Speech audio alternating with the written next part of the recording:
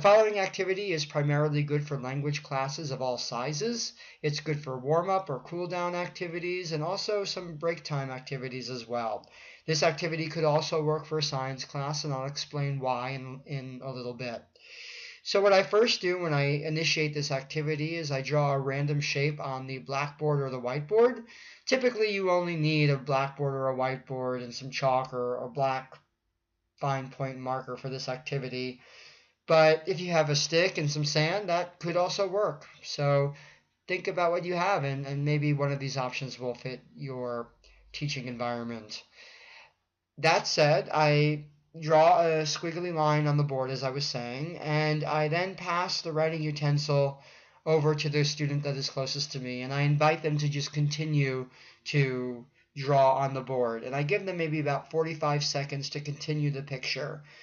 And so after the student has finished drawing the picture on the board, I will then have that student pass the writing utensil off to another student.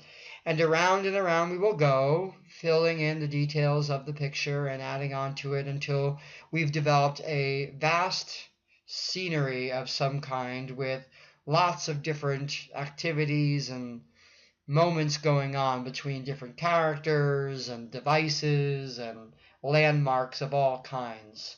So that should take about 5 to 10 minutes to happen, maybe a little bit less than 10 minutes, but by 10 minutes you should have a pretty detailed drawing on the board.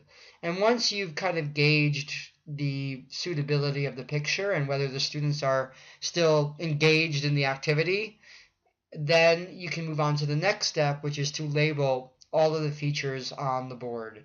Now, this is a really good challenge for language students, particularly those who are studying English, because it forces them to think of the words that they have in their head and then to apply them to something that they've already done.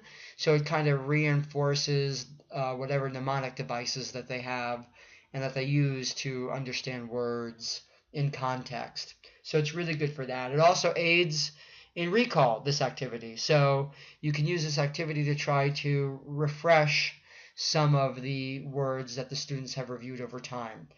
Like I said earlier in the video, this activity is also good for science because you can draw the body part and you can have the students label the different parts of the body, whether they're external or internal, like the organs and the heart and the lungs, and just the different parts of the body. And then you could have students label those parts.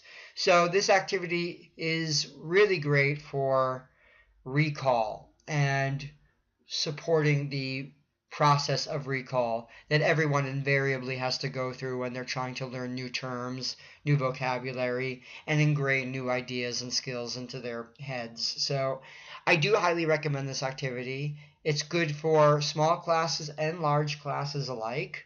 With small classes, obviously, you'll want to go in multiple rounds with the drawing, but with larger classes, you'll want to maybe limit the number of times that students are allowed to draw on the board, obviously, because then the activity will be extended for too long a time. So gauge the time for sure and make sure that the students are interested and that they're holding their interest within the activity. And once their interest starts to peter out a little bit, then you can introduce the next component of this activity, which is to label the different parts of the picture. Bye for now.